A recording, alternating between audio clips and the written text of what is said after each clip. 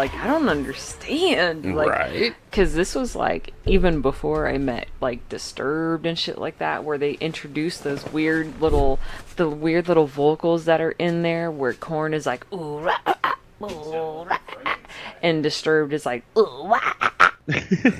On three. One, two, three. Oh, welcome to When Worlds Collide podcast. I'm one half of Nerdy Bones, Rufus the villain. What's up, brothers and sisters? What's up, Hello. Mr. Rufus? We are the 90s nostalgics. I am motherfucking Swidgen. To the right of me, I got my most beautiful, lovely, unstoppable bears. Hello, What's up, bear? that's me. That's you. I can't. Like, I love her. That's me. I just fucking love that shit. Yeah, that's my girl.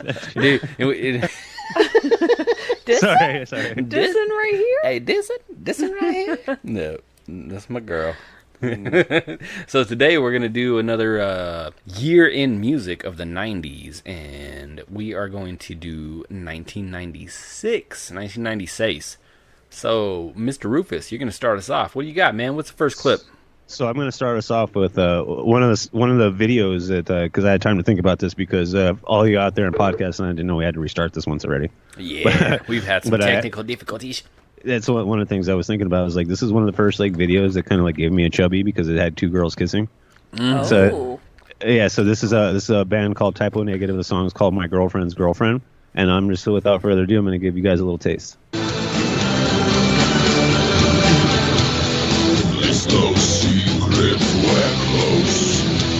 The switchy Velcro, like latex forever Stuck together. together. Now, in their 62 beds, sharing one cigarette. In a black night dance band, go dance. So one of the reasons I like those guys so much is the lead singer's name is Peter Steele. Oh, shit. Sounds like a Yeah. porn star. He was a porn star. Oh, shit. Peter. Nailed it He's right got on the head. Steel. Yeah, No pun. he was noted for having, I don't know how true this is, but the dude was almost like 8 foot tall. Oh, Holy Jesus. fuck. So he was Yeah. like 7'11" Yeah, like basically. and Like I 3/4. met him one time and shook his hand, and like my hand just disappeared in his hand. Oh, man. But he was like slated as like having a 13-inch. Yeah. Oh, So- goodness. He was just destroying the vagines. Yeah, and before he started Typo Negative, he started in a couple adult movies, and then also was a plumber. Oh, shit. He got some leaky pipes. He laid, That's how all the porns start, man. he fixed leaky pipes and he laid pipes. Right. Nice. Nice. Yeah. So that was like the main one, like because I looked up like there was a couple Metallica songs that came out in '96, but never been a huge Metallica fan. Like I tried to specifically find some Power Man 5000 since we're called When Worlds Collide, but they released an album in '95 and then '97. Right. So they jumped a year. No worries. What do you remember anything about 1996 or That anything specific year? specifically? Like how old were you in 1996, Mr. Rufus? So I was born in '82, so that would have made me Do the math. 11. 11. Yeah, I would have been Exactly. 11 years old. Things were. So That's not right. what is No, it? we Do the were- math for we me were real quick, 'cause I'm teenagers. stupid. You would have been 14. Yeah, I was gonna say 14. we were like 14, 15. Yeah. There's a reason that I don't do math for a living. You make amazing food for a living. Mm-hmm. That is. Yes, I do. that Yes, is I do. good. Like I can follow a recipe like nobody's business, but if I have to fucking 1/3 of this divided by 3/17 of this, what do you get? Seriously. You get equals. I don't give a fuck. How get a does that punch to equal the pie? Bitch, you didn't use flowers, apples, or sugar. How did that equal pie? That's a good joke. Boom. But So in 1996, like how are you feeling, man? Like what were you doing? What was your lifestyle like? Like That was like during your and I's heyday of spending a lot of time together. what kind of clothes were you rocking in that heyday? man? Dude had the fucking skater haircut with everything shaved underneath and long hair. Ooh. Wearing Pumas. All my T-shirts were band shirts, of course. You know, like Right. I had Marilyn Manson, Prodigy, Primer 55, Static X, Cold Chamber. I even had a Jimi Hendrix shirt. Hell yeah. Yeah, and then I had the big Jinko bell-bottom pants, which did not go well with skateboarding, so I don't know why I wore them. Right. And like I remember, I have this. We were ditching school one day. You weren't there, but I was hanging out with this like little skater group that I hung out with, and we were ditching school, and we were like running away from the fence because we hopped the fence, and we were all like at full sprint, and I was wearing a new pair of like those big bottom pants. And it was like, I like these pants because I can run. And I fucking tripped. I tripped on them and fucking face planted. Oh. Like I was literally saying, I like these pants because I can run in them. But I was like, floop. Like, insert silly sound effect here. But, you know, like I caught airborne, like stood up, had like gravel in my chin, and everybody was like 60 yards ahead of me, like that time that we fucking smashed a pumpkin. Ooh. And like, it was. I felt so stupid because I was like saying, yeah, I like these pants because I can run. But yeah, at that time I was smoking a lot of weed, more than I do now. Dang. Yeah. All up in the devil's lettuce. Switching knows how much I would burn. It was all day, every day. He loved the devil's lettuce. them wacky tobacco. How did you guys? This is totally off topic, but I mean, nowadays, I mean, medical marijuana is almost like, you know, very approved in a whole lot of places. Uh-huh. How did you guys even get weed back in the day? See, that was tricky. You had to know a guy that sold, or you had to know somebody that knew somebody that sold. Like it was like this conversation that would be like, oh man, I like smoking weed. Do you know where to get some? Oh yeah, I'll get you some weed. Like you either had like a direct connect, or you knew somebody that had a direct connect. Right. Now I got lucky. I'm going to leave names out, but I had a friend in high school that his dad sold to my dad. Oh, okay. And Switching knows who I'm talking about. Right. You know, so like I've had a direct connection to a straight up dealer since I was like 12. So well, that makes sense. Yeah. So it was. I got lucky. I was a rare case. Right. All right. Well, are we gonna do the next clip? Yeah. We can roll into the next clip. All right. So this song. I choose a little bit of everything. Like I got a little bit of rock, a little bit of R&B. Yeah, you got a pretty wide taste. Like I've just been exposed to a lot, but just this song. All right. It's by a group called 112. Now they're an R&B group from Mr. P. Diddy, Puff Daddy, Puffadiddy. But I remember this song playing on this girl's boombox in her bedroom while I was beating that coochie up. Now, dang. The thing that fucking sparked this in my brain is because, you know those red, green, orange, you know, the fun colored condoms that were super dirt cheap? Well, one of them broke inside this girl while I was banging. Ooh. And I didn't come yet. That was the beauty. I was like boom, boom, boom. You know, hitting the fucking shit, fucking from behind. She's having a good time. She's playing this. Using the boomerang. Yeah, exactly. She's playing this song in the background, and the next thing you know, I'm like, damn, this feels like better. I know this than story. Usual. I know this story. You know what I mean? Go ahead. So Yes. I'm hitting it, and I look down at my dick, and I'm like, wow. Just, you know, that end of the condom is around my dick. I'm like, this thing went from that bright, like, cherry apple red to fucking my dick colors. It went from a sleeve to a top hat. Exactly. And I was like, what the fuck? And I was like, damn, this pussy feels amazing right now. And I'm like, oh shit, the condom broke. And These are the best condoms ever. And so instantly, dude, I'm like, fucking jump out of that pussy. And she was like, what? Why'd you stop? And I'm like, the fucking condom broke. And Right, she's you like, might have balloon in you. she's like, where'd it go? And next thing you know, we're in the bathroom. She's like, Taking it out. She's like, can I pee it out? I'm like, I don't think it works that way. So she's fucking peeing and trying to pee, and I'm like, it doesn't work that way. Nope. That's not the hole it's coming out. It's not a pressure valve or anything. So basically, I began to become a gynecologist, and I gotta stick my fingers up inside her and fish the fucking condom out. Yeah, I have a very similar story. And this was some young netting, so it was a feat. It was a finger is what it was. It was a feat. Like, I'm in there with my finger, my phalanges, trying to, dig this out, and it was. Anywho's, so this song Any will be is by 112, and it's Only You, the Bad Boy remix. Yeah. Try to style sliding off with a homie. Yeah. Escada Dondada, player, stay splurging. Game so tight, they call it version. Oh, I need to know where we stand. Do we share the special thing called love? I literally caught myself on this end of the mics fucking nodding my head. I was like, yeah. No, it's a catchy little beat. I mean, you can think of the rhythm. I was slapping the balls on her vagina too. That methodical, melodical fucking Can never count on Swiggin to be tasteful. No, fuck no. I'm sorry, the filter came off like 20 episodes back, so I hear that, brother. I hear that. oh my goodness. Well, and then, like, and you know me, like, that style was never my style. Right, but like, right. but I can appreciate it. Like, I literally was over here right now when you were playing it, like, bob in my head. I was like, oh yeah, okay, Right, I can feel that.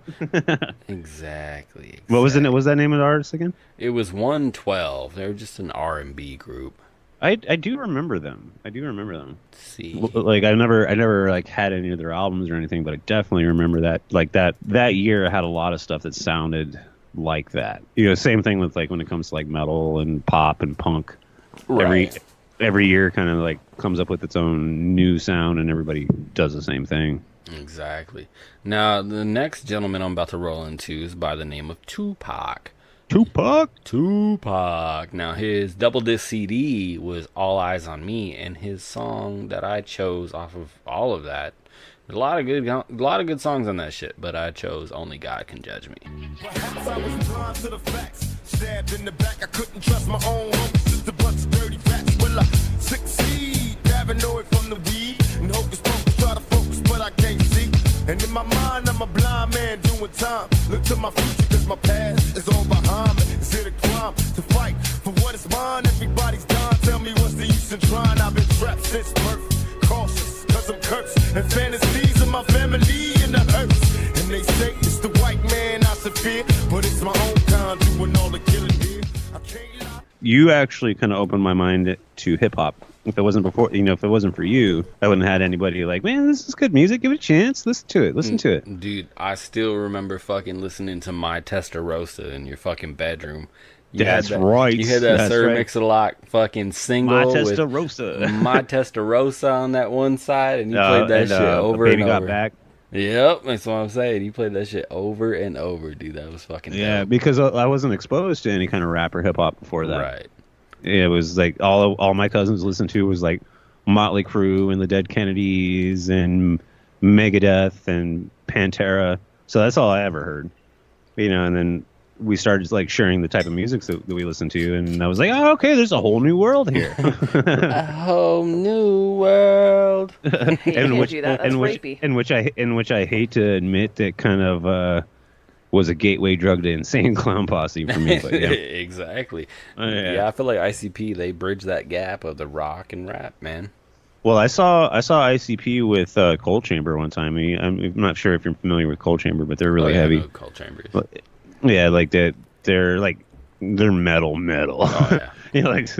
So I've seen ICP at rock shows. ICP even did Lollapalooza a couple years back. And I tried for this list tonight, I tried to find an ICP song that came out in '96, and they're another one of those ones that jumped a year. Like they did Riddlebox came out in '95.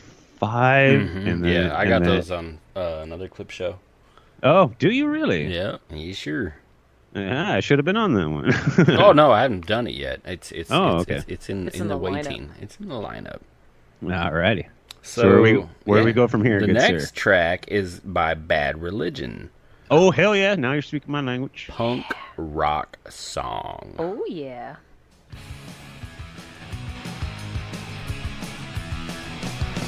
Have you been to the desert? Have you walked with the dead? There's 100,000 children being killed for their bread. And the biggest online is think of human disease. But we do what we want, and we think what we please. Have you lived the experience? Have you witnessed some plague?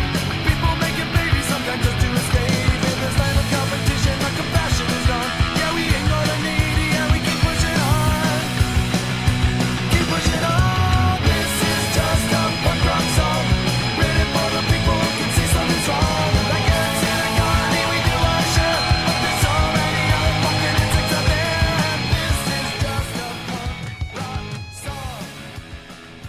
Dude, I wish the listeners could see my reaction to each one of these because I'm over here like, yeah, fuck yeah.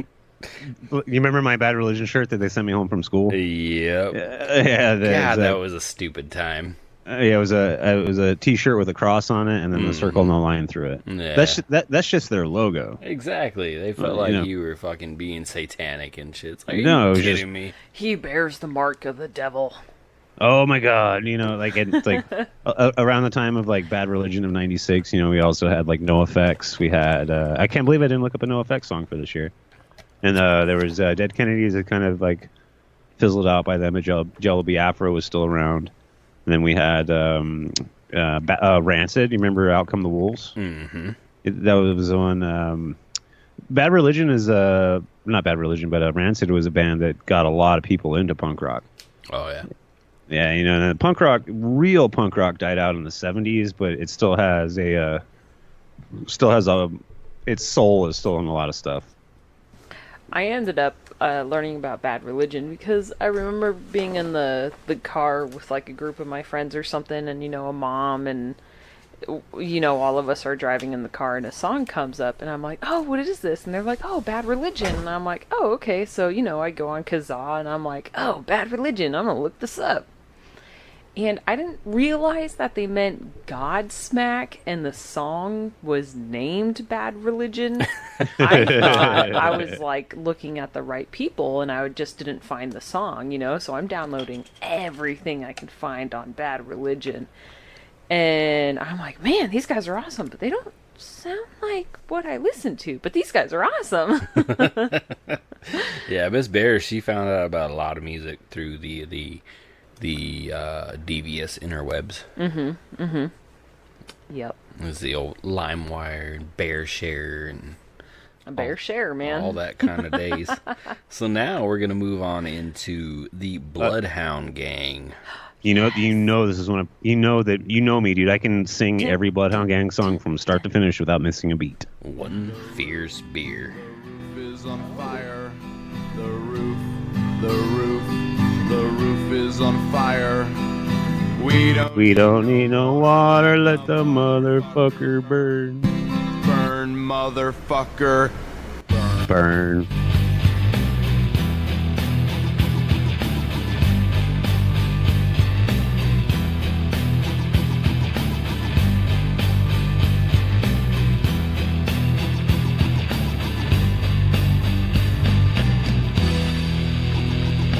Hello, my name is Jimmy Pop, and I'm a dumb white guy. I'm not old or new, but middle school, 5th grade, like junior high. I'm not old or new, but middle school. I fucking love that shit, man. It's Like in the next verse, I love the start of the next verse. He goes, yo, yo. Yo, I don't know why I yo. just love that shit. Talking about my name's not Han Solo, but I'm always stroking my own Wookiee.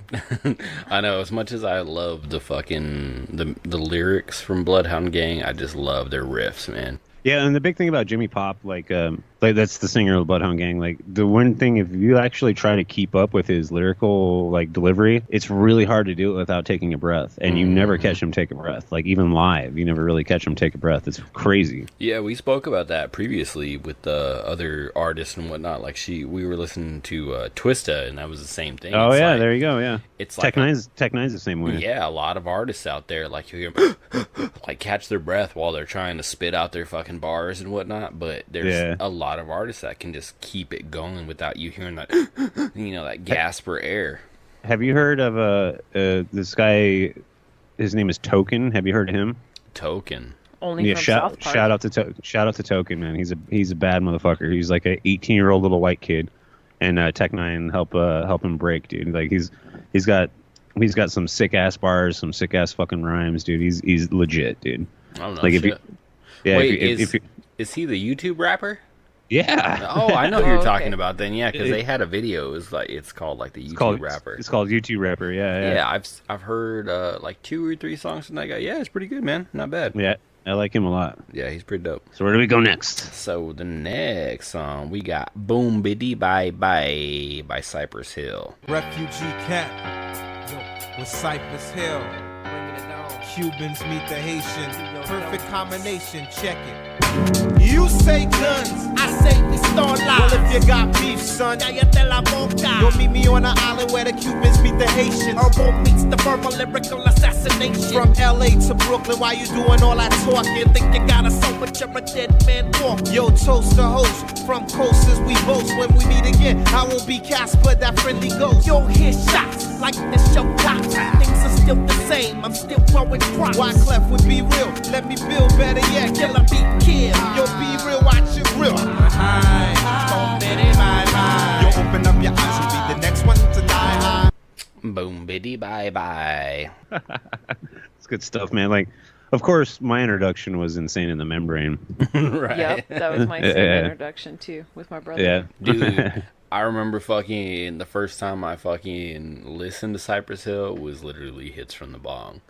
Right. And my sister took me over to this girl's house, and we're fucking literally ripping bongs in their laundry room, and it's a tiny ass room. It's fucking like enough to fit a washer and dryer and then barely walk inside. Like the doors can barely open. So this is like probably like a 6x6 room, and we're fucking ripping bongs in this shit. No ventilation. That was, of course, the whole point. It's what's called a hot box. Yeah, exactly. That was the whole point. So you can fucking hotbox it. So, you know, there's a towel under the door and shit. And my sister's like, I gotta go to the bathroom. And so she dips out and shit. And we've already fucking ripped like fucking, I don't know, like 5-6 bowls out of this fucking bong. And this fucking room is just boxed.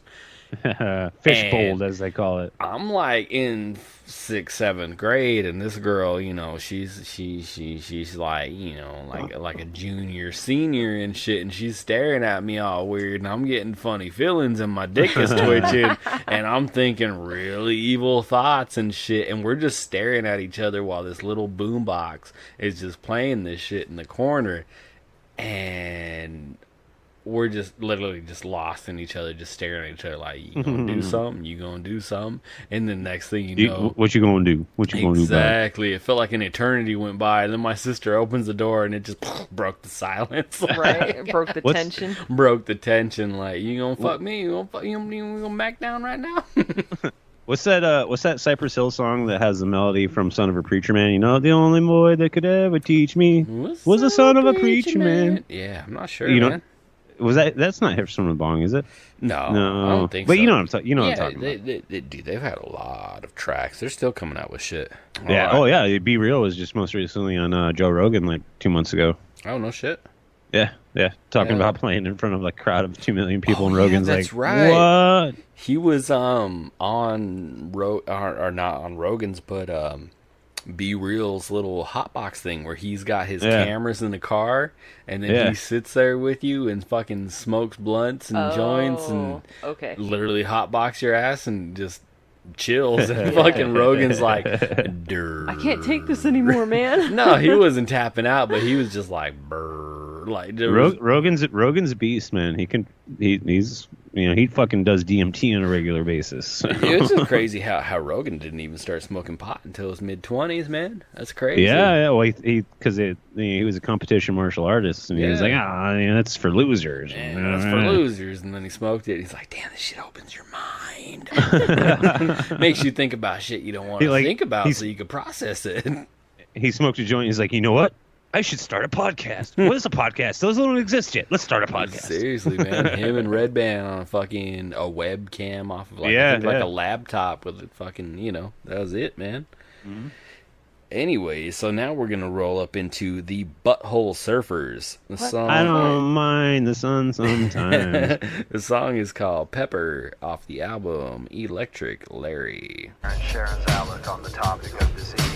Mikey had a facial scar and Bobby was a racist. They were all in love with dying. They were doing it in Texas. Tommy played piano like a kid out in the rain, and then he lost his leg in Dallas. He was dancing with the train. They were all in love with dying. They were drinking from a fountain that was pouring like an avalanche coming down the mountain.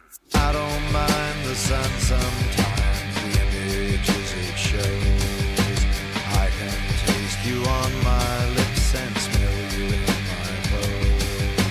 Cinnamon and sugar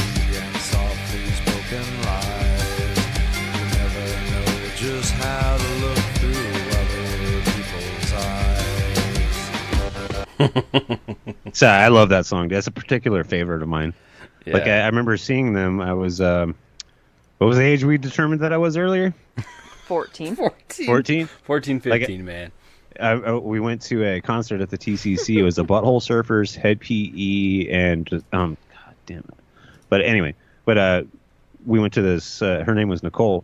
We went to this concert, and she like loved it. And I secretly bought the CD, and then the next day I gave it to her as a gift. Like, here you go.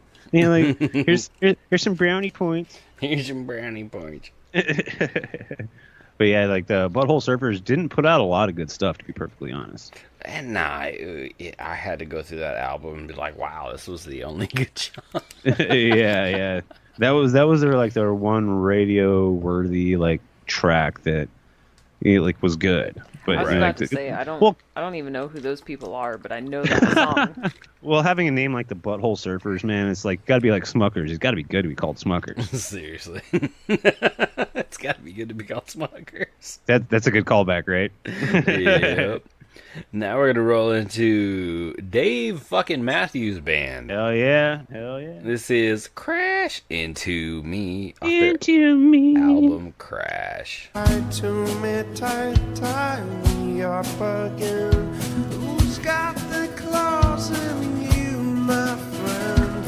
Into your heart beat again. Sweet like candy to my soul.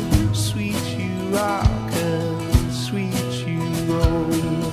Lost for you, I'm so lost for you. Oh, when you come crash into me, and I come into. So for me, Dave Matthews Band is like that one band that makes me like feel like I'm on my period. Yeah. Just emotional and angsty.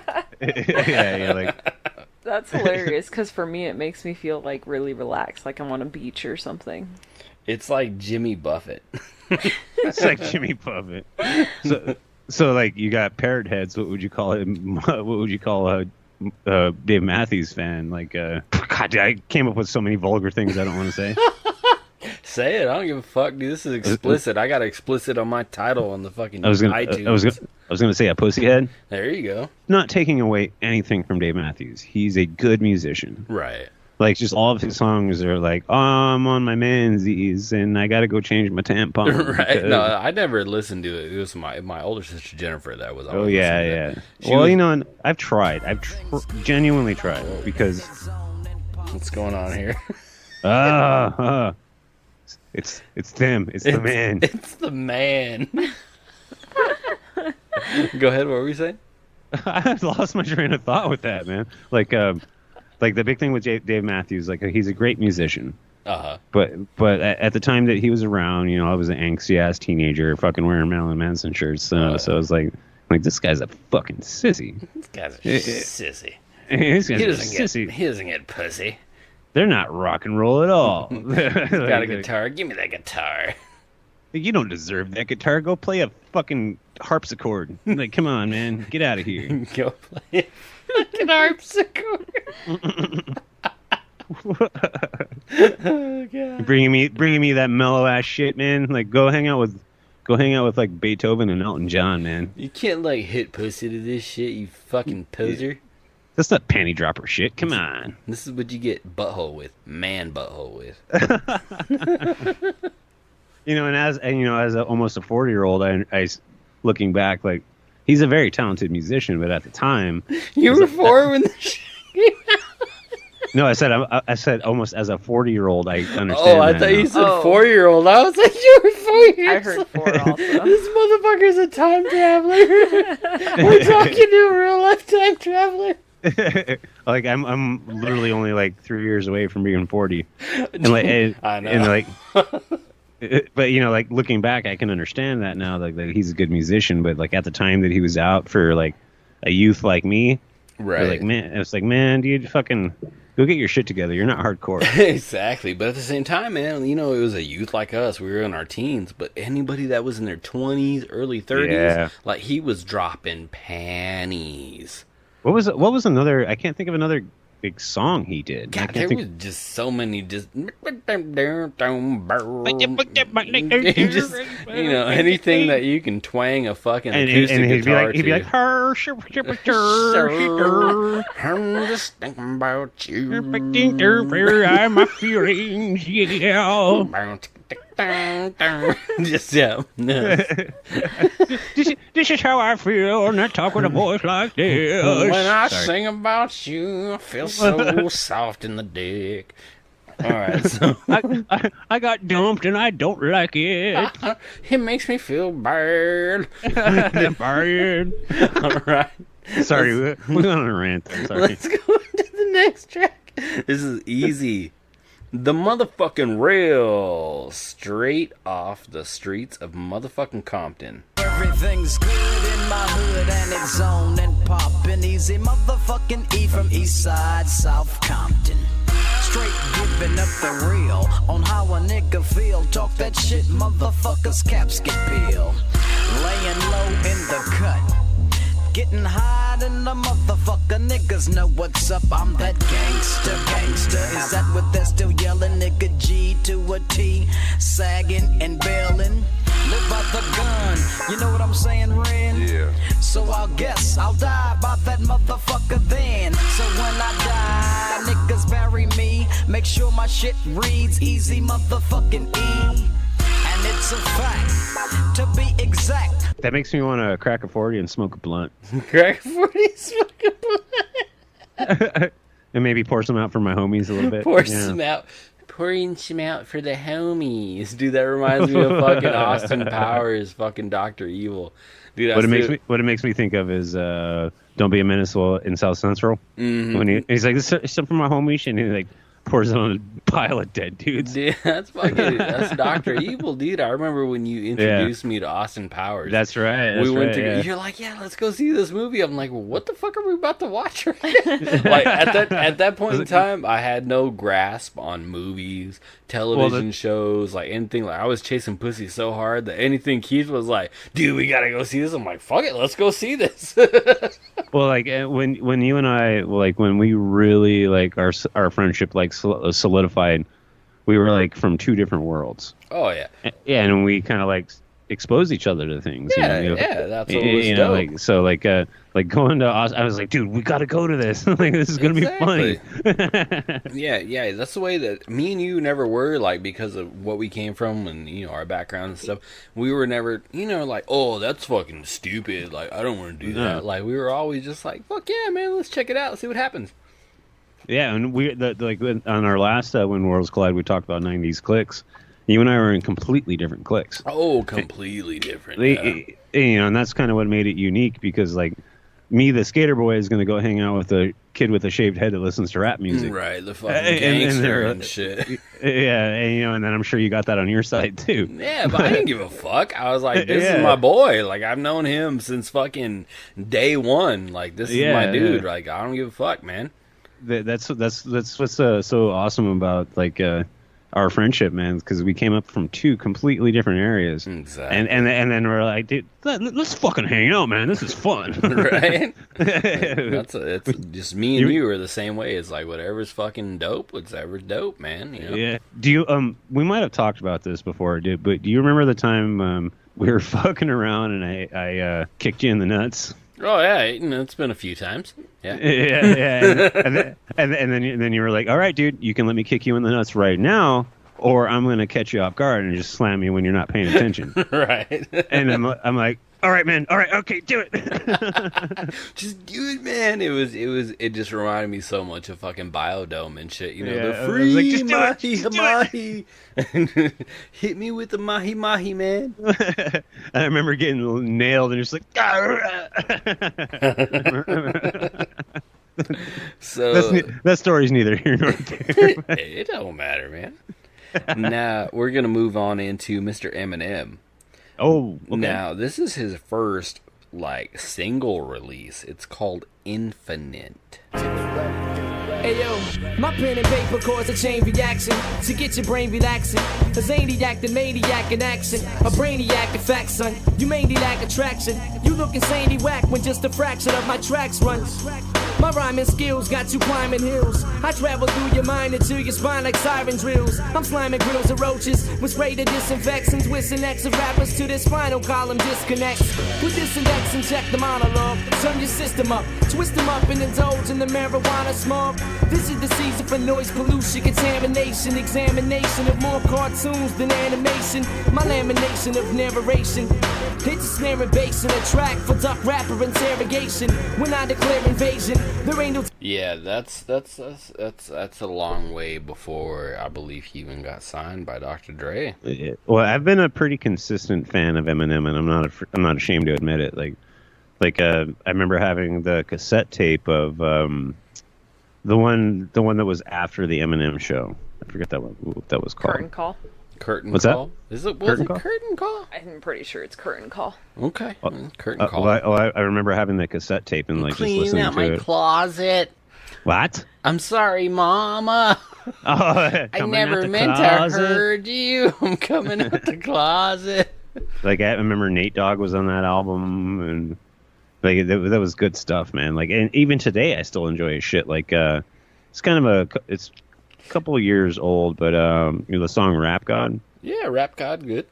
Yeah, like the fucking video for that was next level, dude. He used Max Headroom, dude. If you guys out there don't know who Max Headroom is, fucking look it up. Seriously. Do yourself a favor. That's some fucking the core of MTV right there. I'm sorry.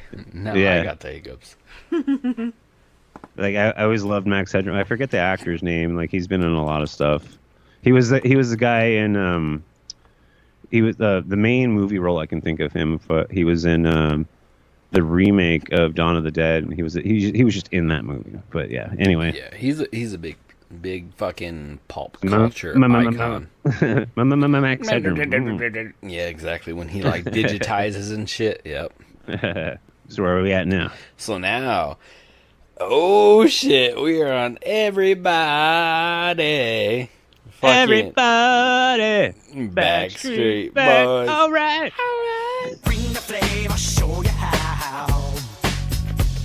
Got a question for you, better answer now. Yeah. Am I original? Yeah. Am I the only one? Yeah. Am I sexual? Yeah. Am I everything you need? You better rock your body now. Everybody. Yeah. Rock your body. That's enough of that shit.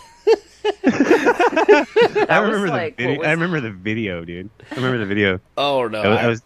dude. What's that? I don't know if you remember in at our high school there was a dance competition. I don't know what the fuck you call it, but it was in the basketball gym, and there was some A kids. dance off. and It's called a dance off. There you go. It was a fucking dance off, and there were some kids fucking dancing to that shit. Like, yeah. Backstreet Boys was not my jam, but All right, see, but that shit was hot it may have. in my era. I'm sure it because was. you I respect you know, that. You guys were I like respect that. 14. I was like 8 when I first heard this song. Right, you were I pinching hope you your could- I hope you could hear raisins. I hope you could hear my deep guttural laugh. You don't understand. She was pinching her raisins, No. dancing in her diaper. Hey, man, that's her thing. In man. my That's her diaper thing. at 8 years old. In Fuck your you. diaper at 8 years old with your shitty diaper. 8 years old. 8 Not even years old, 8. you shitty I'm a fucking monkey now. But no, like that shit was like on all the kids bops and everything like Yeah, that. exactly. You know? Like, It was on the Kids Bop. that shit was big. I just remember going. Was Timberlake was in that, right? He was no, I not think in it that was a group. little bit later. He wasn't in that group, but I remember going to the at our high school. Keith, there was a like I don't know, it was a fucking A rally? Talent show? No, what do they call it when A the rally. kids have like football? Yeah, It was a rally. It was a The rally. rally. Okay, so we were forced to go. Because they even did like Queen and shit like that. Yeah, Like, I was we are the champ. Forced to go there, and there was a bunch of kids fucking, they were gonna do a dance show and whatnot and shit. Oh well, not to interrupt, but I do remember like one dance group came out to that. Like, somebody out there would know this song, but it's like dun-dun-dun-dun, dun-dun-dun-dun. It's a final countdown. The final countdown. Yeah. Yeah. Sorry.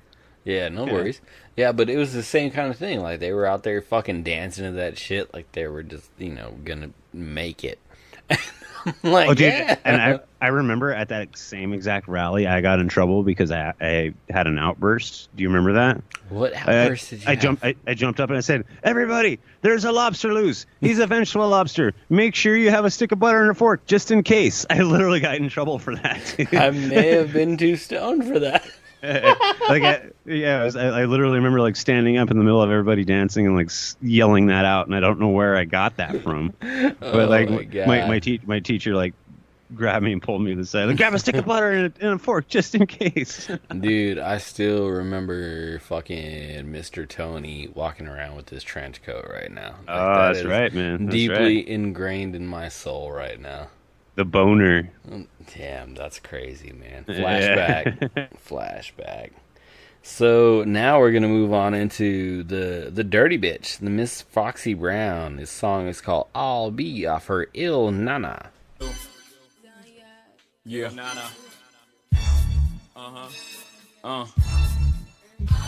With a pop, brace yourself as the ride on top. Close your eyes as you ride, right out your socks. Don't lose his mind as he grind in the tunnel. Wanna give me the cash he made off his last bundle? Nasty girl, won't pass me the world. I push the beat, not the backseat girl. Don't deep throat the sea, no she floats. Murder she wrote and keeps the heat close. Firm nigga, we post to be the illest on 3 coasts. Familiar, bigger than egos. Y'all Danny DeVito, small niggas. All I see is the penny eaters. That's all niggas. No shark in this year, raise the bigger. 15% make the whole world sit up and take notice. Now I take over. Y'all take quotas. Bye-bye. That's pretty catchy. That's pretty the catchy. Il Nana. Now that girl, she rapped a lot about taking dick and being a bad girl. I don't know Being a bad anything girl. of what she I'm said, not- but it was very catchily said. Well, she mostly rapped about being a bad girl, take it in the butt, take it in the mouth, take a nut in the motherfucking mouth.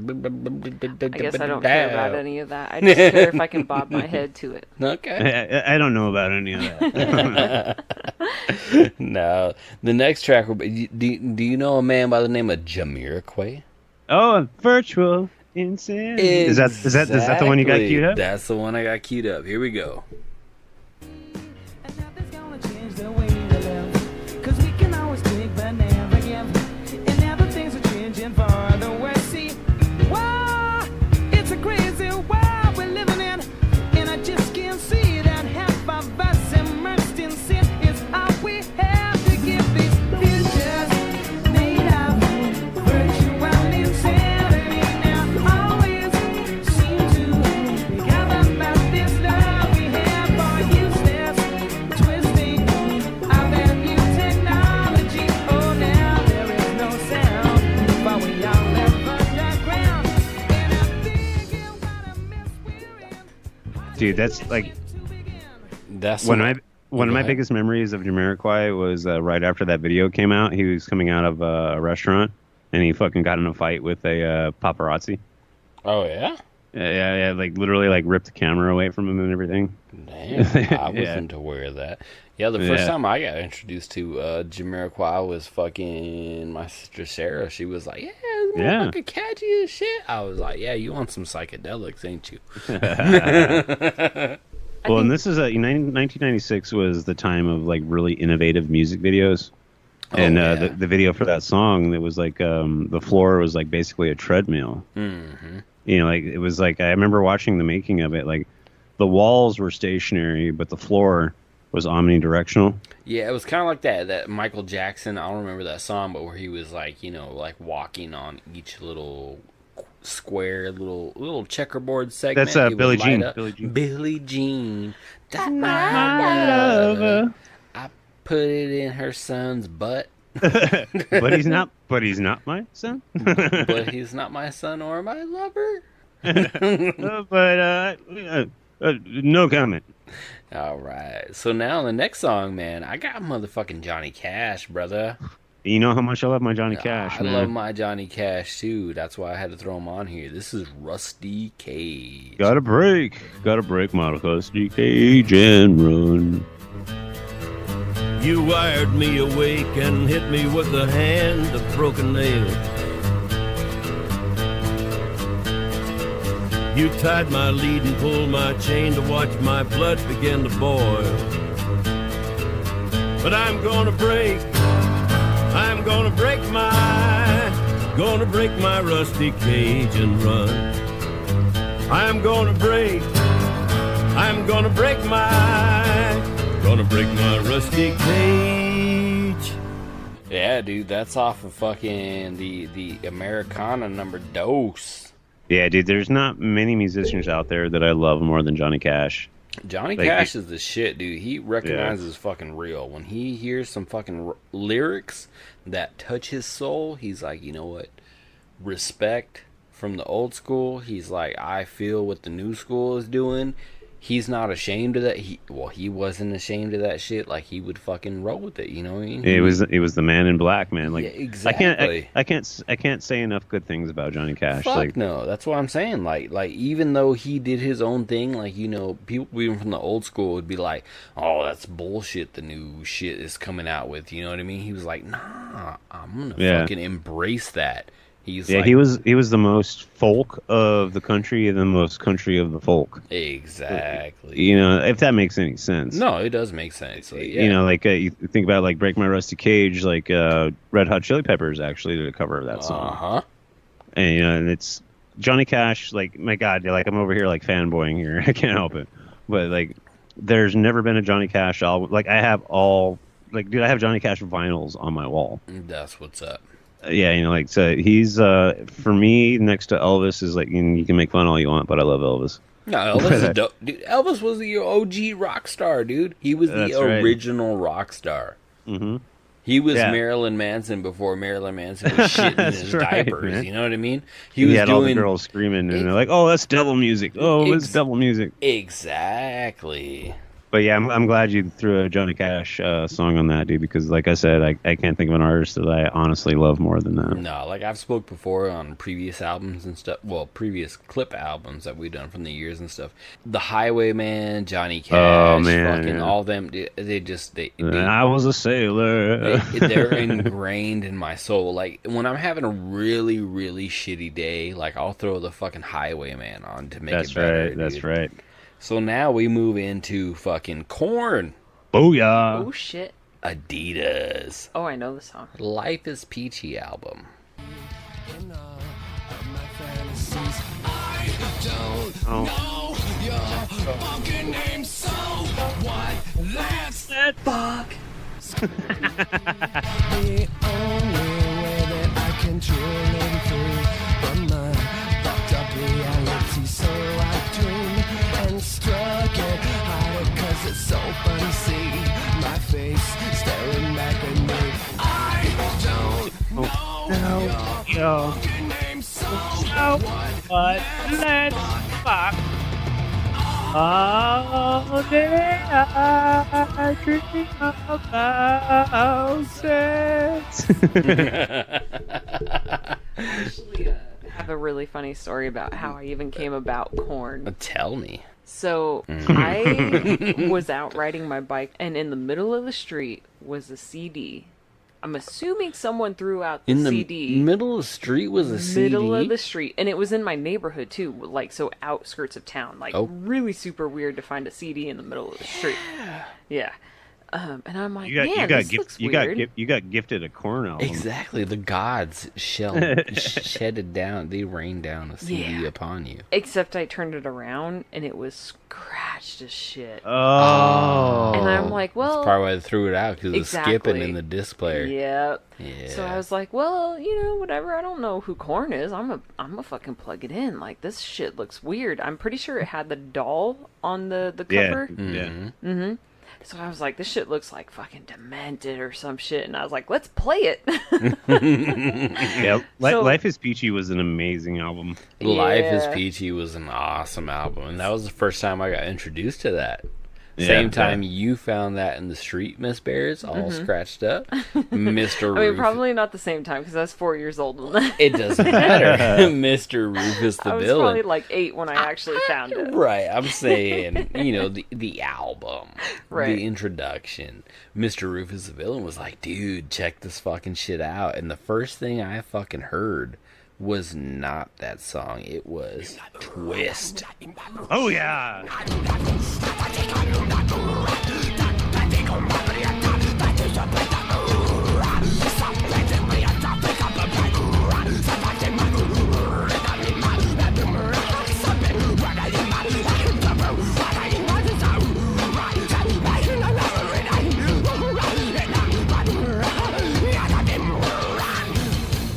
Twist. Twist. Twist. Twist.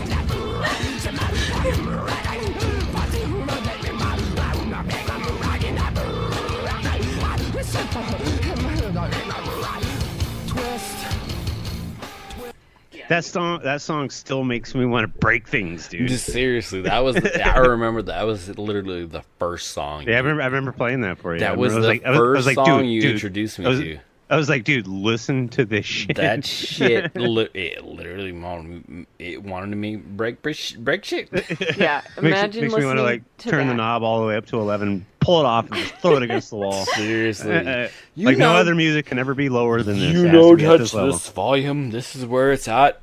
Imagine you're 8 years old and you come across this album. Oh man! Did you Oh, shit man. your Pampers? Fucking just was like, whoa. You shit your Pampers. Like, what is this? I'm gonna grab a beer, It's guys. I'll be right fucking back. weird Go ahead, and go ahead. cool. Like, I don't understand. Like, Right? Because this was like even before I met like Disturbed and shit like that, where they introduced those weird little vocals that are in there, where Korn is like ooh rah, ah, ooh, rah, ah, and Disturbed is like ooh rah, ah.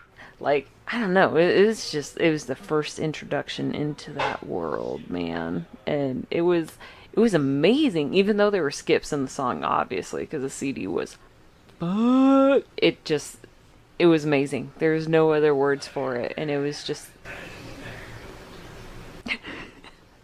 it was just so out there and weird and just so powerful, even though there was no fucking lyrics behind it. You were just like, wow.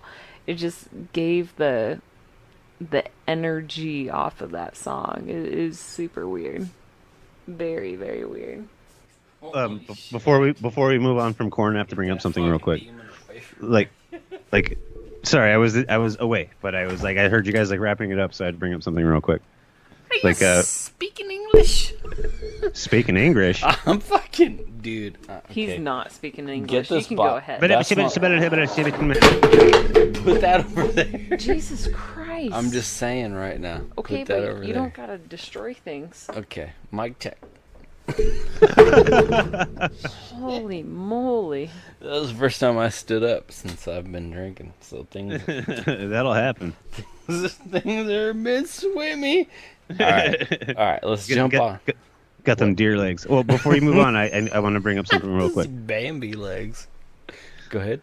So I noticed in that time that album came out, there was this weird like merger of like kids that were into rap, kids that were into metal, and like for some reason I noticed that a lot of kids that didn't listen to any metal at all, they were starting to listen to Korn, which was your case. Dude, Korn was crazy. Like, I remember seeing that shit on MTV when they wrecked a Lamborghini in their video. I was like, that was Ferrari. Got the I'm Life. sorry. Yeah, I was like, God, the life. I was like, God told me. Dude, these motherfuckers are destroying Ferraris. Like, what is going on?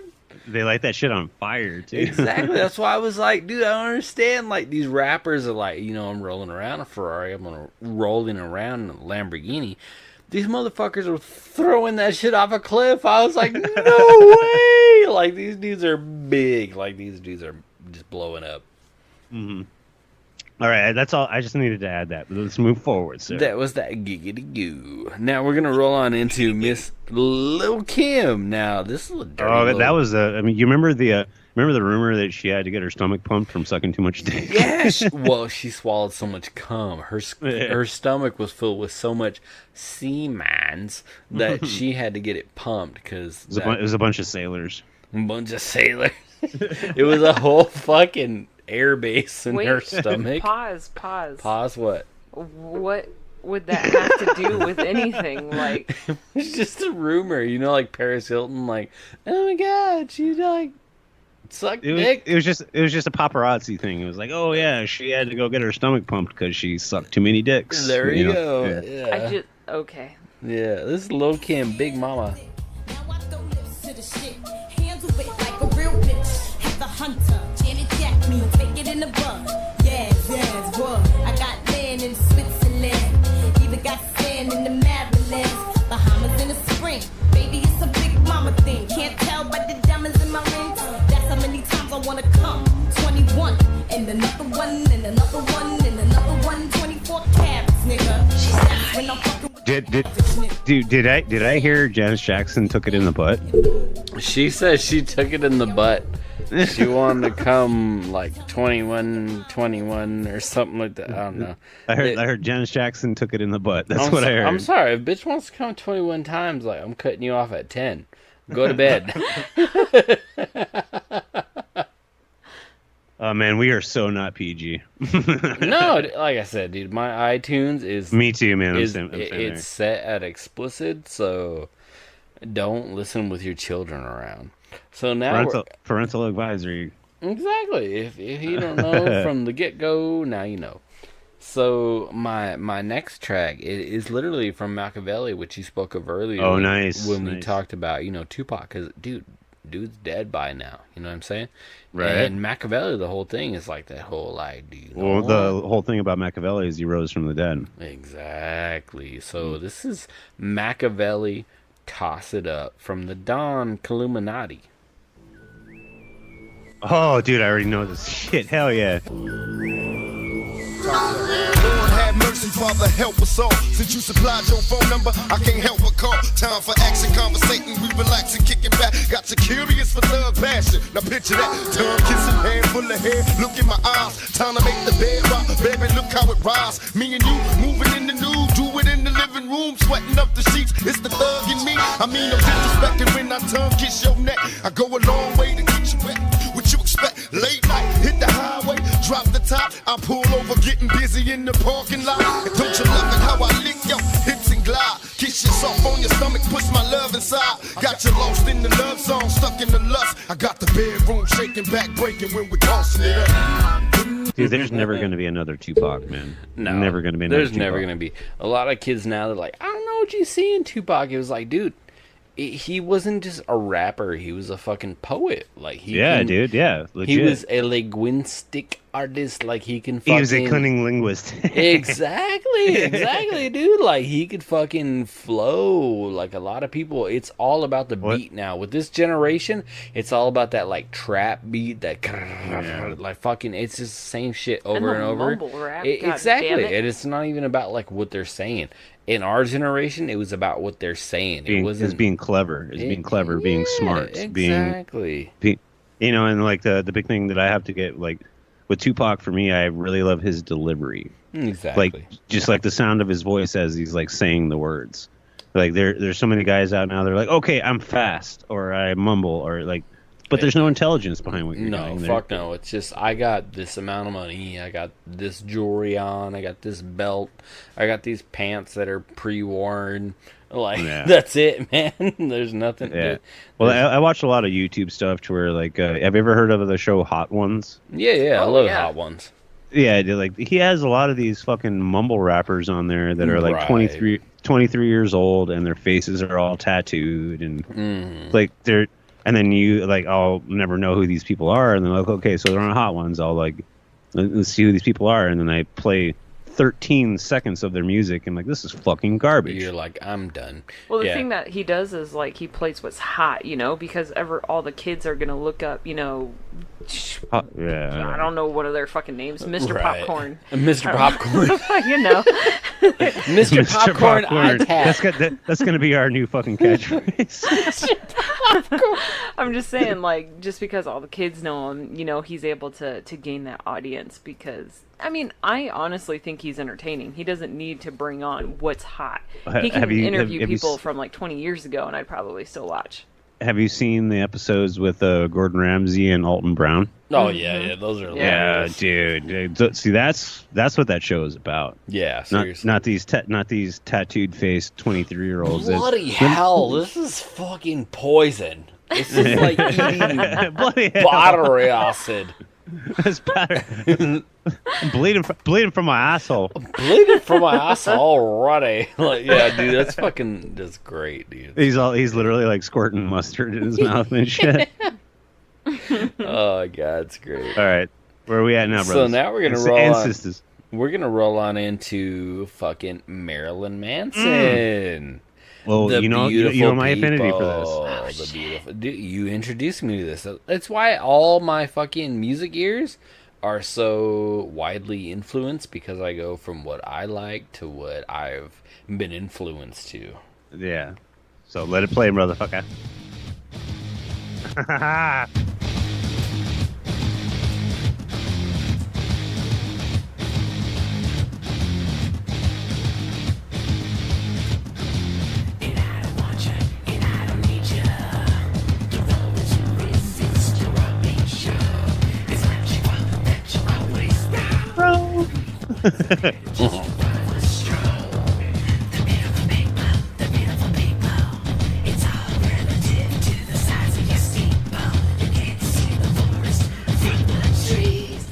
You can't smell your own shit on your knees.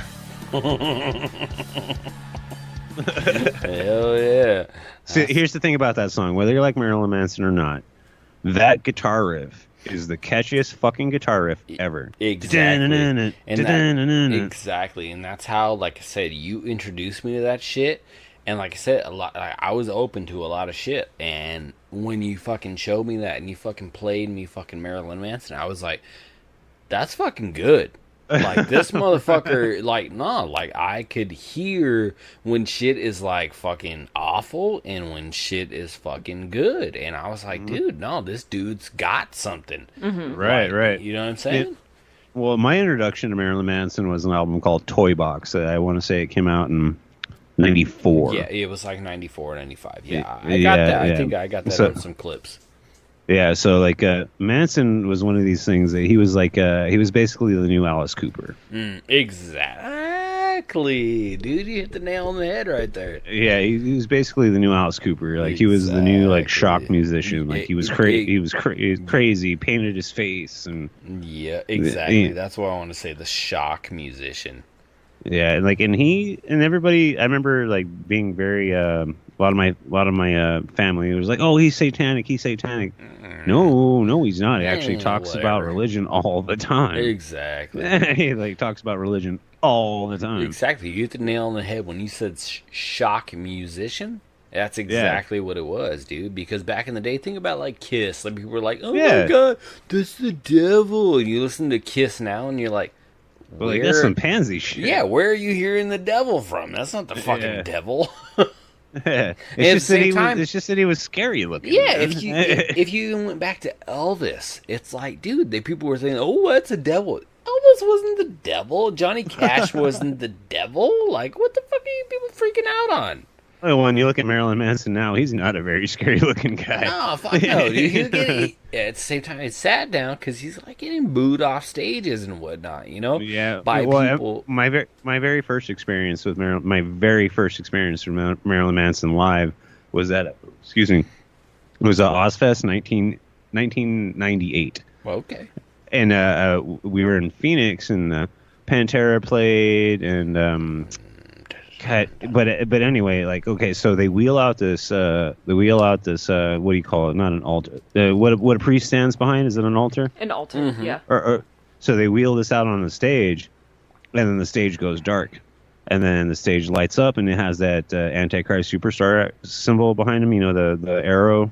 Yeah. Yeah, and he's standing there looking like a marionette puppet, and he's got his arms up, and he's like kind of like suspending himself, looking like he's like on strings, and the melody starts playing, and he starts like moving around, and then the song starts, and he does the entire song standing behind that altar. And it fucking, the crowd was amazing, man. Yeah, that's fucking awesome. Like, it's crazy. Like, people fucking hate Trent Reznor. But Reznor's amazing. No, but that sound, like the way it was produced for Manson, is all he produced because that album, of Trent. right? Exactly, yeah, it's all because of fucking Trent. Like, I didn't realize that it went fucking from Manson to Trent to fucking Dre. Like, that was the whole fucking scheme of everything that went down. Like, that was the whole fucking company. And I'm like, no wonder that shit sounded fucking amazing. Yeah, well, like, again, I'll harken back to what I was just saying. You know, like, that riff. Exactly. Like, can you think of anything more catchy than that? Like, No. I'm sure there's a lot of other stuff out there, but like, Dude, when it comes to metal, exactly. From the 90s, you play that riff for somebody, they're going, oh my god, that's Manson. Yeah. It doesn't matter. The whole fucking decade of the 90s is like, that's fucking Manson. I actually spent like 6 months learning that song on guitar.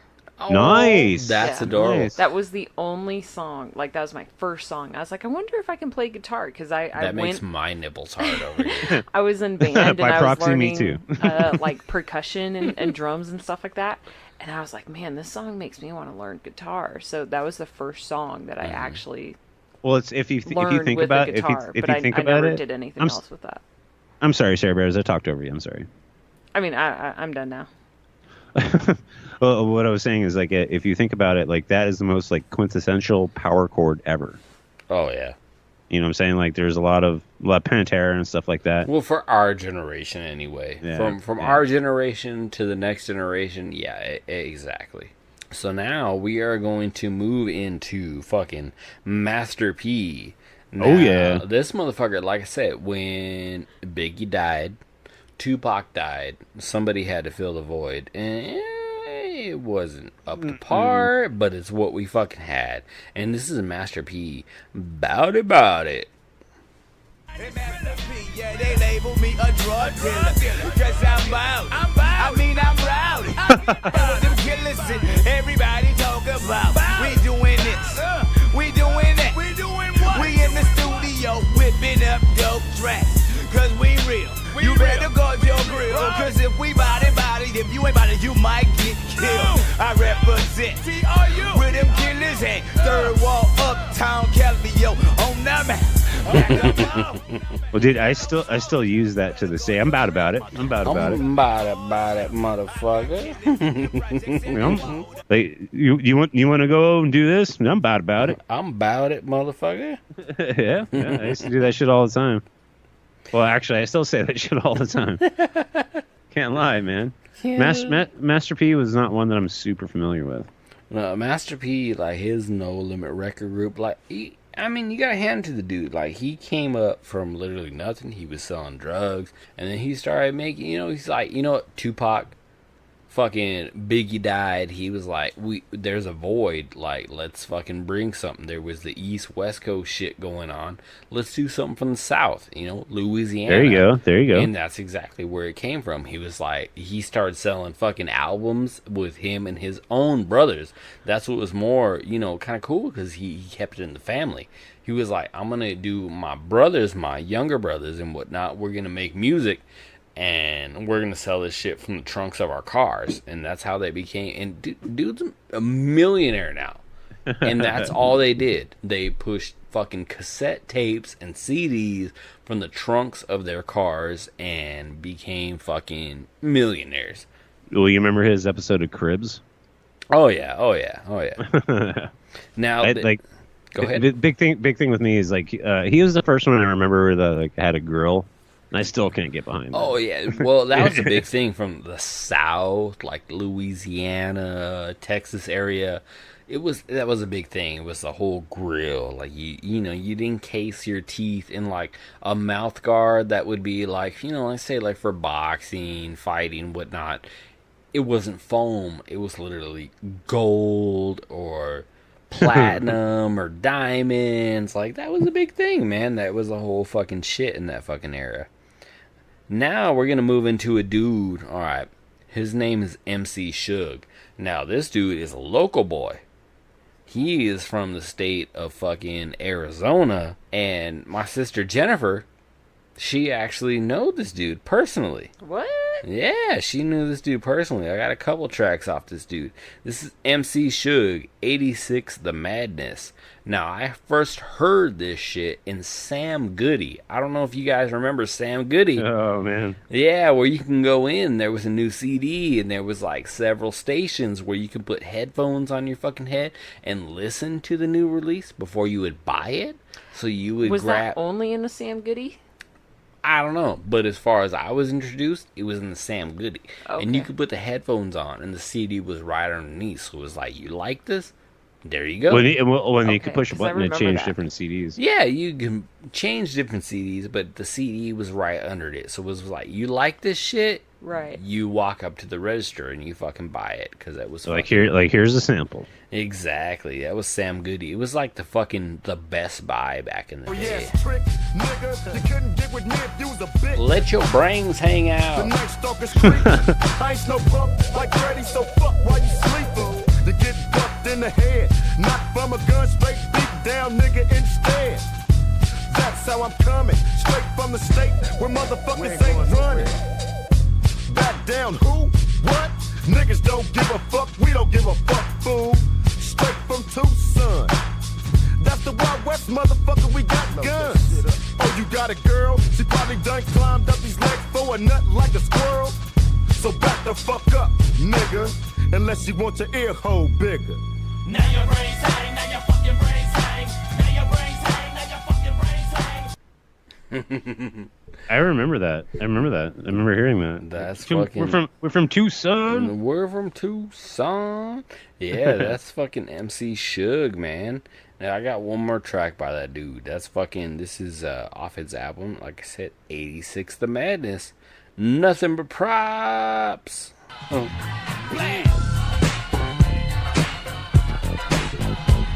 Yeah. Yeah.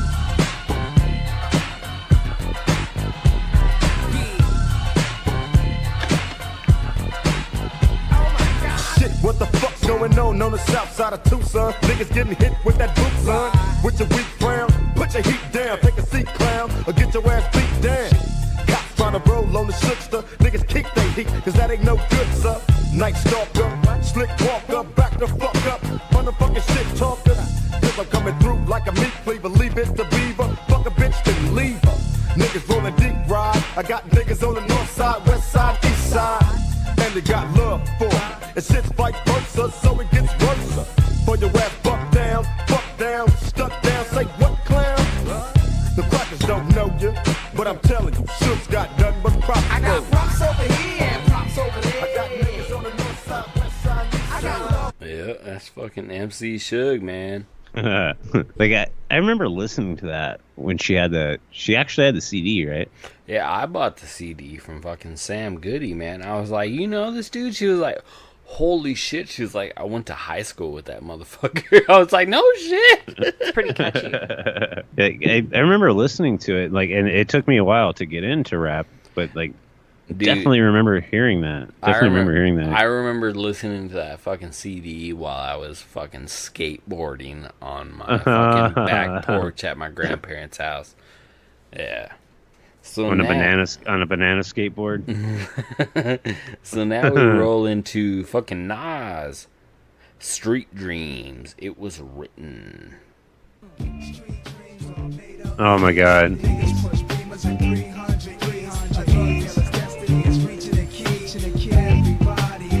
For something, street dreams are made of these. Shorties on their knees, but niggas with big cheese. Who am I to disagree? Everybody's looking for something. I know that line. Well, it's a play on Sweet Dreams. 1/4 of a square, headed for Delaware with one change of gear. Nothing on my mind but the dime sack we blaze with the glaze in my eye that we find when we crave dollars and cents. A fugitive with 2 attempts. Jake's had no trace of the face. Now they drew a print. Though I'm innocent to proving guilty, I'm a. Yeah, that Sweet Dreams. I mean, everything as far as like jazz, fucking rap, R&B, like everything's sampled. No, that was the style. Yeah, seriously. Like like you took influence from something and then like made it your own. Mm-hmm. Yeah, that's how this way everything is still today. Like everything, you grab a little piece of the old school and bring it to the new school. Yeah, I personally never owned a Nas album. Right. I do know that song though. Yeah, I can honestly say I never owned a Nas album either. I was listening to other shit from fucking people, but I never owned a Nas album. I remember, I remember his album covers. Like he had a lot of really a lot of his stuff was what would you call it, like would you call it East Coast or West Coast as far as like it's like it was the East Coast because you're from New York. Oh, okay, yeah, okay. That's what I was trying to think of because like during that time there was a lot of like East Coast, West Coast when it came to rap and hip hop. So where are we going next? well, now we're into some motherfucking Outkast. You know Outkast? Yeah. This is phone turned off. Outkast. This is Atlins. Now this oh hell, there he go again, talking that shit. Bend corners like I was a curve. I struck a nerve, and now you about to see the southern player serve. I heard it's not where you from, but where you pay rent. Then I heard it's not what you make, but how much you spend. You got me bent like elbows, amongst other things, but I'm not worried. Cause when we set up in the party, like I'm out, you scurry. So go get your fucking shine box and your sack of nickels. It tickles to see you try to be like Mr. Pickles. Daddy Fat Sacks, BIGBOI is that same motherfucker that took them knuckles to your eye. And I try to warn you not to test, but you don't listen. Giving a shout out to my Uncle Donnell, locked up in prison. Now throw your hands in the air and wave them like you just don't care. That was actually one of my very first hip hop albums that I listened. One of my very first like rap hip hop albums that I listened to on a regular like rotation. Hell yeah, you know what that is. That's what I'm talking about. Yeah. I used to like you just don't care. Dude. Yeah, dude. Like you got me into Outkast. Like, was that the same album as Sorry Miss Jackson or no? That was later. That was later. Yeah. But I think that was like 97-ish, 98. Yeah. Outkast was kind of like my starting to breach out from like listening to stuff that's like not like screaming and heavy guitars. Right. Like I was like, all right, I can listen to these guys. They're good. Right. Yeah, they were crazy, man, with the flow and everything. They were crazy. Was it a Big Boy and Andre? Yeah. Was that what it is? Yeah, Andre 3000. Yep. Yeah. So my favorite one from Andre was "Shake It Like a Polaroid Picture." Shake it like a Polaroid picture. Go on and shake it, yeah. Go on and shake it. So now is a big band that I really wasn't crazy about. Like it wasn't something that I seeked out and whatnot, but I was very introduced by, as well as you, Mr. Rufus the villain, but also Mr. fucking Jeff. Jeff. My name is Jeff. do you remember Jeff? And my name is Jeff. Yes, of course I do. Who is Jeff? Jeff wasn't Jeff your sister's boyfriend? No. He was about to say your girlfriend. No. Your sister's girlfriend. No, you're gonna have to refresh my foggy ass memory. I'm full of tequila right now, so it may be. No, not Jeff. George. God damn it, George. George. Fucking George. Dude, George. He's the curious one. Dude, remember we drove his fucking Nova? And I went to my first rave with this. Oh. And he was so fucked up he couldn't drive, so I took his keys from him, actually. Yeah, I had to drive his shit into the fucking rave. And I was like, dude, I'm so fucked up. First gear, here we go. Yeah, I remember, like, because I was huge into the rave scene. I'm like, buddy, let's go. Come on, you're going to have so much fun. You're going to have so much fun. Exactly. Oh my You're God. going to have so much fun. There was so much put in at that fucking place. You were like, dude, stick your head in this speaker. Let's take a picture with this girl. That was during my, like, big dive into ecstasy. Oh my God, the women. Oh my God, tell me about it. Tell me about it. Yeah, the women was the netting was juicy as fuck. It flows like a water fountain in these parts. It flows like ocean and never stops flowing. Anyways, yeah, dude, this was the first, dude, he was fucking, I remember George being hardcore into fucking Rage Against the Machine. There we go. Yes, sir. Now, this song was called Bulls on Parade. Dun dun dun dun dun.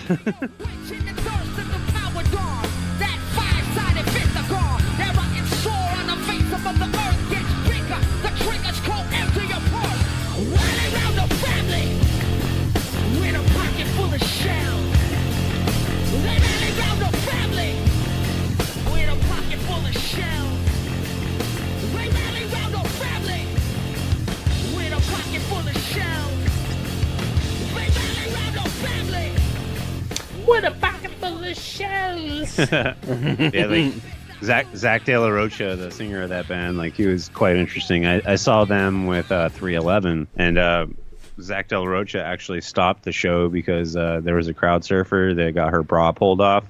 What? And like, yeah, he stopped the show and he's like, he got real righteous about it. He's like, okay, this is not why they're here for, which I have to commend him for. Right. He's a white knight. Okay. Yeah, he's like, this is not what they're here for. If I see that again, we're stopping the show. Damn. Like, yeah, and it was at a stadium, man. It was a stadium. It was 311. It was 311 Rage Against the Machine and some other fucking random fuckers I don't remember. That's a whole lot to fucking hold up, man. Yeah. But he literally was like, if I see that again, I forget the exact speech he like laid out, but he's like, if I see that again, I'm stopping the show. We're not playing for you guys anymore. Hell yeah. But go ahead. You gotta respect that though. No, I respect that. He's like, dude, if somebody forcefully pulls another girl's tits out, you know what I mean?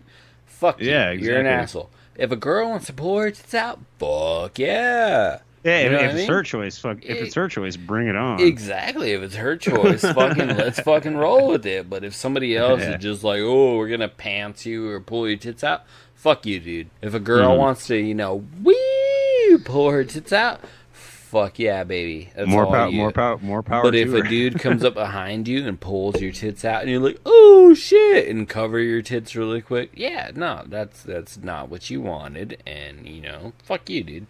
That's awesome. Yeah, so that's my big memory from Rage Against the Machine. It was a really good show. Like I remember me and a couple of friends of mine, we all bought tickets. It was in Phoenix, and we actually ended up riding in the back of like this pickup truck that had a shell on it. You know what I mean, like the shell camper. So there was like 8 of us stuffed in the back of the shell camper. Damn. Yeah, when we made it up to the show, and on the way back we got lost and. I remember being like so tired from like moshing and like, okay, the concert's over. I just want to get home. I got to go to school tomorrow morning. Let's just get home. Exactly. You're just like, I want to be home right now. And then you ended up in the middle of the forest. Yeah. and I met a Sasquatch. And you were the only one to come back home. Met a Sasquatch. Now we're going to move on into fucking Soundgarden. Oh, yeah. Hell yeah. Now, Burden in My Hand. Down on the Upside. Sunshine, sun is mine. answer is mine. I've shot my love today. Would you cry for me? I lost my head again. Would you lie for me? Close your eyes and bow your head. I need a little sympathy. I'm trying to think of the opening of that song. Something about the river that flows below her head. Yep. Something weird like that. That motherfucker had the lyrics, man. Yeah, dude. Of course, we gotta real quick. Like when it comes to Chris Cornell, we gotta. I don't want to bring things down, but we also have to give a shout out to depression and suicide because he was one that took his own life. Exactly, dude. That Yeah, shit and is that's fucking rough, real. man. That's the same Robbins Williams fucking window. And you know how much I love Robin Williams. Yeah. I've been doing research for a Robin Williams episode for Nerdy Bones, which is going to be really good. Mm-hmm. It's the same time. It's like, man, shit gets tough. You know what I mean? Shit gets super hard when shit gets over the fucking level. It's like, I don't care how drunk you are, how fucked up you are. Dude, try and grab a friend. Try and grab somebody. Yeah. You know what I mean? If nobody fucking wants to latch on and be like, hey, you know what I mean? I'm fucking here. Then I understand. It's at that moment where you're like, dude. Well, this the is big it. thing with Robin Williams, not a lot of people know that he actually was diagnosed with Parkinson's. Yeah. And he actually, after his death, they actually did a biopsy on his brain, and he had, I forget what it's called offhand, but he had a neurological disorder which he would he actually would suffer from, after looking at his brain. He was actually suffering from delusions and hallucinations. Yeah, it's a whole, paranoid schizophrenia shit. You know what I mean? Yeah. It's Well, it sets into your brain.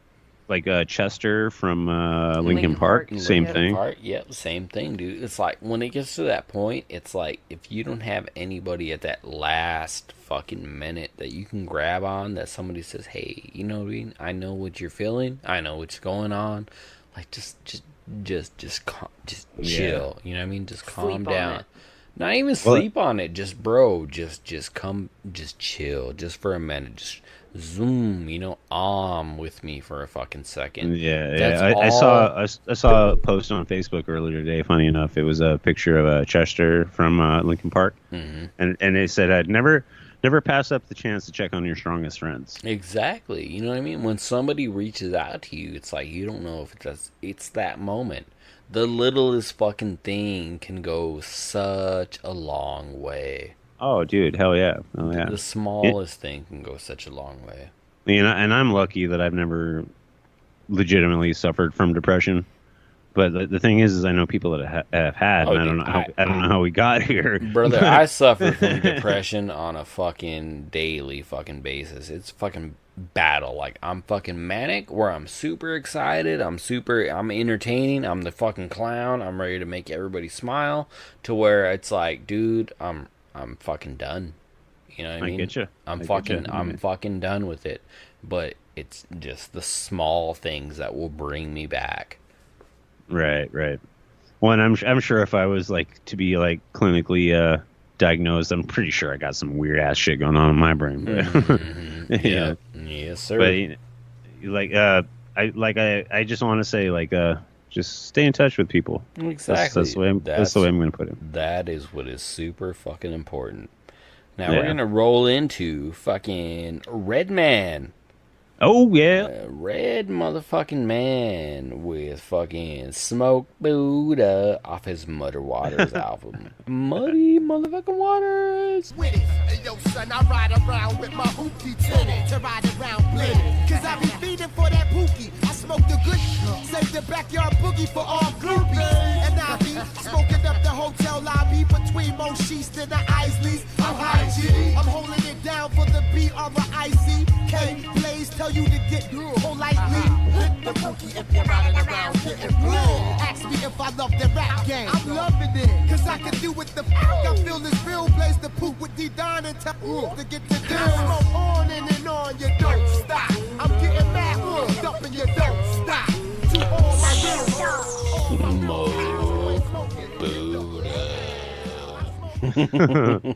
I've always loved Redman's delivery. Dude, Redman and Method Man, they're fucking dope. Like my favorite's the Rockwilder. Dude, the Rockwilder is fucking sick as fuck. Where they pass the electricity to each other, and they just it's like a metaphor. It's how they always been off each other. Fucking Method Man and Redman. It's like they always pass the electricity to each other. You know what I mean? Yeah. Like it's your turn, spit. Yeah. What are their nicknames? It's the cow and what's the that? Cow and the cow. God, what is fucking Method Man? I don't remember, man. Yeah, I can't think of fucking Method. Oh, Man. is that Doc something? The Doc. The Doc? Yeah. Yeah. I actually had some fucking rap knowledge there for a second. Holy shit! There you go. Yeah, I know. Fucking yeah. Like I said, I was introduced to the fucking East Coast at a later date in my life because, like I've spoke before, it's like the whole thing was like the East Coast, West Coast fucking shit. It was like, and the thing is the way they spit's completely different. Oh, completely different, and we're closer to the West Coast, so it's like I'm with the West Coast. You know what I mean? I'm with Tupac, I'm with Snoop, I'm with the Dog Pound, everything. Fucking the East Coast is just totally fucking different. Yeah, well, like here's my outsider looking in, like. So when like I listen to like West Coast rap, it's more of like a flow. It's more of like this rolling thing. Right. And then when you have East Coast rap, it's like choppy, but it's still very clever and rhymes, but it's like choppy on the way like their delivery is. Yeah, it's very different from the West Coast. So now we're gonna roll on into the Spin Doctors. Nice. Little Miss Can't Be Wrong.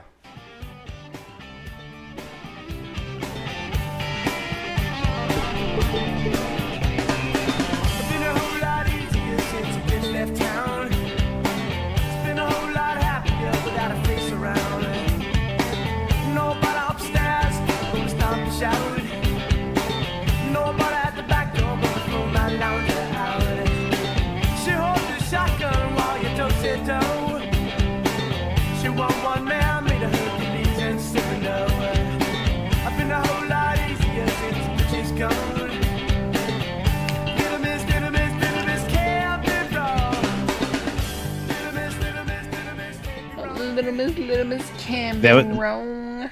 That was that fucking 90s hippie rock. Exactly. That was 90s hippie rock.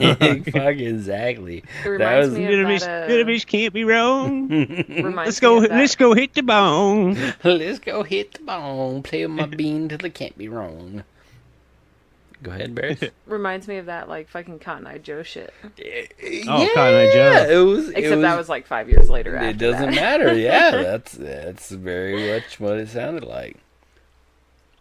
I don't need a Cotton Eye Joe. I've been married since a long time ago. It's so catchy, but you know you shouldn't like it. You know you shouldn't like it, but you like it. It's like listening to a Taylor Swift song or something. Right. That band's called the Rednecks. Mm-hmm. So, they did Cotton Eye Joe. Now we're I've been married since a long time ago. Sorry, I had to do it again. So now we're gonna jump on into Sublime. Oh, dude. Oh, this is my heart right here. Yeah, this debut album, Sublime, with Santeria.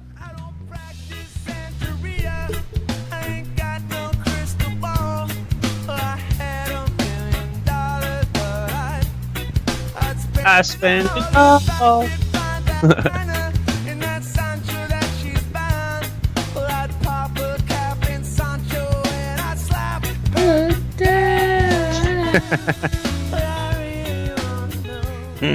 Ah, baby. I really want to know. I can't. Yeah, my sister Sarah, she was really about fucking Sublime, man. That's the first time I heard the phrase Sancho. Really? Yeah, that's the first time I heard like, oh, it's a Sancho. You know, like it's a Sancho. It's the other guy. Yeah, that if you guys don't know, Sancho is like your girlfriend's other dude. That's Sancho. Exactly. That's not her boyfriend. I was like, wait a minute. That's her other boyfriend. And then to the other boyfriend, you might be Sancho. Like, you don't know. Exactly. Yeah, like, so for me, when Sublime hits the airwaves, man, I want to fucking pull out the bubbler, pull out the fucking, like, Sublime is the one that like makes me the most mellow. Okay. Like when I hear Sublime, it, like, I could have the worst day ever and just throw on like 40 ounces to freedom, throw on like Santeria, like we just listened to, and like just like it's just so good, man. Like it's that. Exactly.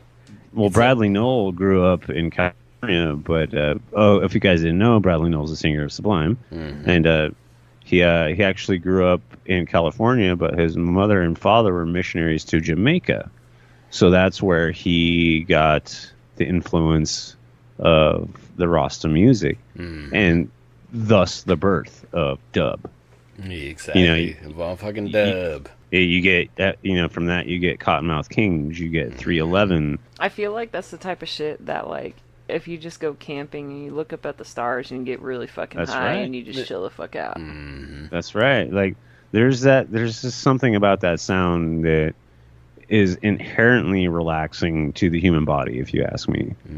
Like there's just something about like the song "The Wrong Way." That song's about a girl that turns to prostitution, but it's still a fucking mellow ass song. Right. It's like, okay, let's just kick back and fucking puff a hooter and like blow smoke rings, and like we're gonna listen to a song about a girl turning to prostitution, and her dad is not happy about it, and her brothers are like, okay, do whatever, and let's just get high and like whatever. This is all good. This is good music. Right. It's so strange the way he can have that effect of mellow, no matter what he's saying. No matter what his lyrics are trying to, tell you. Well, I think it's a. This is the first time I've ever actually even thought about it, but I honestly think that like the reggaeton, reggae music actually is like a binary algorithm that just calms you down, like you know what I'm talking about? It's just like scientific fact. Yeah, like think about like have you ever listened to a Bob Marley song and been upset? Oh hell no. There you go. That's my point. Like, you listen if you're upset, and then it all goes away. Sera Bears, how do you feel about 311? Oh, I love them. I think we've covered them in another, I don't know, year of the music episodes. Yeah, they're a personal favorite of mine. Like, there's a particular song they have called "Beyond the Gray Sky." I'm sure you're familiar with that. And, like I can be so distraught that I have tears in my eyes and throw that song on, and I'm just like, fuck, like everything's okay. I'm gonna be just fine. Right.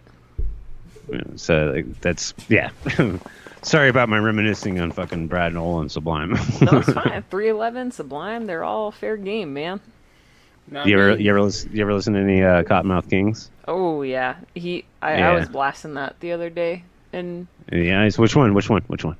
Oh god, Summer Sky. So nice. It is that album. I actually played a MMO, which was like very heavy on like the grinding aspect of like, you just got to do shit over and over and over again. And I would listen to Cottonmouth Kings, and it would just fucking like fall into the abyss of just everything's okay. So what's the chorus? Come along to the sun. Fuck, I forget. Anyway, let's continue. Yeah, next song. The last, well, not the last song, but I got two more clips here. Now I got fucking woo-ha! Got you all in check. Exactly, motherfucking Buster Rhymes. That's all you had to do.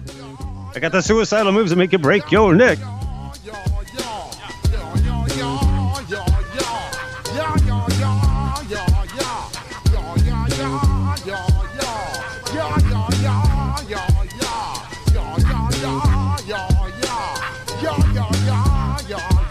When I step up in the place, say yo, I step correct. Got you all in check. Shit that make you break your neck. I got you all in check. And you know we come through to wreck the discotheque. I got you all in check. Throw your hands up in the air, don't ever disrespect. I got you all in check. Bust the rhymes up in the place. True indeed.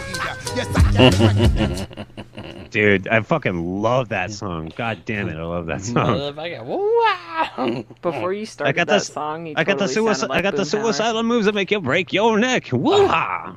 You said I sounded like Boohauer before I started that song. Dude, you still sound like Boom.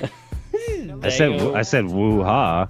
Okay, I'll woo-ha. Dangle, dangle, boy. Dangle, dangle, Hey, what? I'm gonna call me boo-ha. Singing by with a man that lied to me, man. Woo-ha. You don't know who I am, but I know where you You live. don't know who I am, but I know who you are. Boomhauer. Yeah, let me talk to Peg. You don't know who I am, but I know who you are. Can I talk to Peggy? Oh shit! So the last clip I have is fucking Weird Al Yankovic. Oh, shit.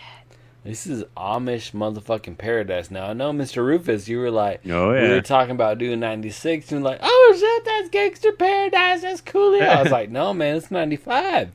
But Weird Al covered that shit.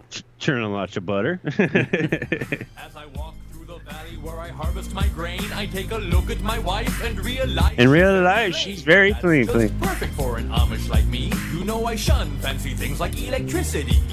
At 4:30 in the morning, I'm milking cows. Jebediah feeds the chickens and Jacob plows.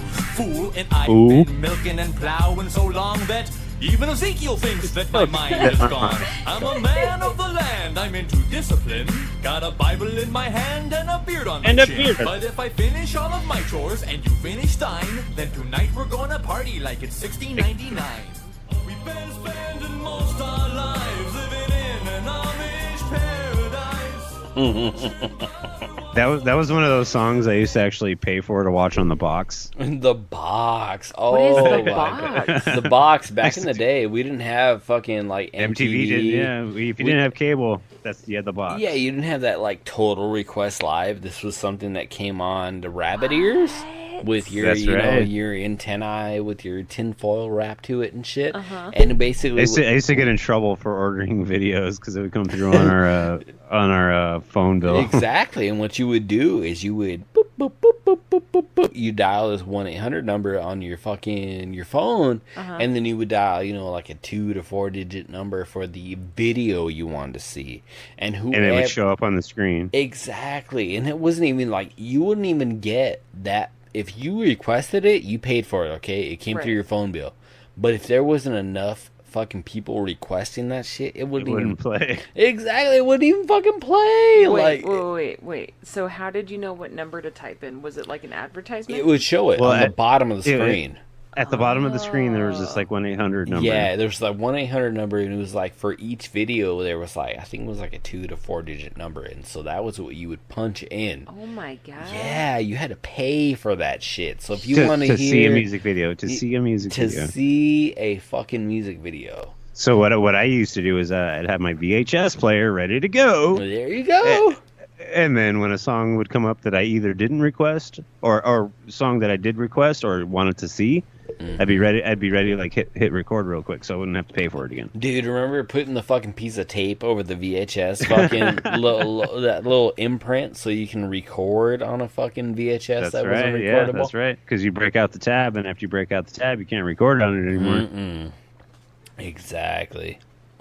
Yeah. Hell yeah. Man, that's crazy. I didn't even know you fucking had to pay for that kind of shit. Yeah. Oh, yeah. That's how it went. That was before you... I can't even call you a millennial, but... I mean, I'm pretty sure I fall into that category. Are you a millennial? Okay. Well, I can... But I'm like an educated millennial. You are an educated an edge millennial. There you go. Tastes so good. Oh, whatever.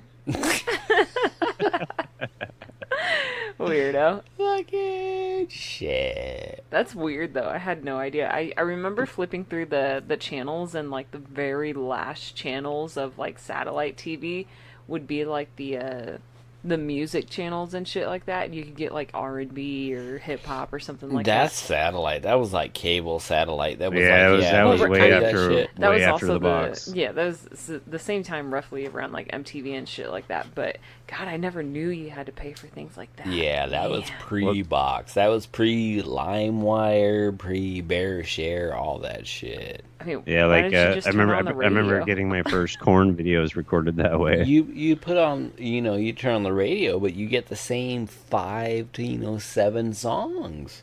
Well, like speaking of the radio in the box, like that's the thing is like, okay, you would have a VHS tape, you would have a cassette tape, and you recorded stuff that you wanted to hear because it came on. Mm-hmm. And then you could take those VHS or cassette tapes over to your friend's house and be like, hell yeah, have you heard this song? It's been playing.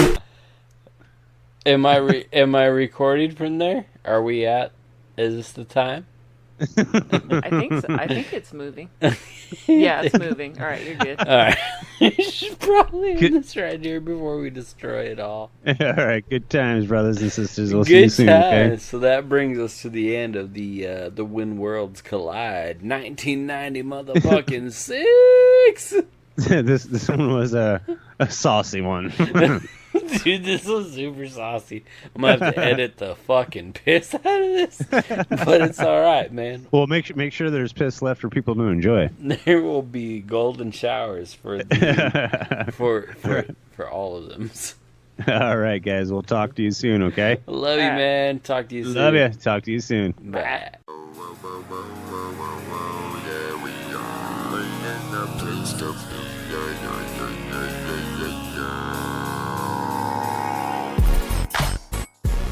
Welcome to the 90s Nostalgics Podcast. I am one of your hosts, Swidgen. And I'm Sera Bears. On this podcast, we love to discuss everything from the 90s. Video games, Movies, music, childhood stories, shenanigans, and more. whatever tickles your nostalgic feels. We've got you covered. You can reach us at the 90s Nostalgics on Podbean, iTunes, Facebook. Instagram, Twitter, and Gmail. You listen and We listen. So hit us up. We're dorks. We're adorable though.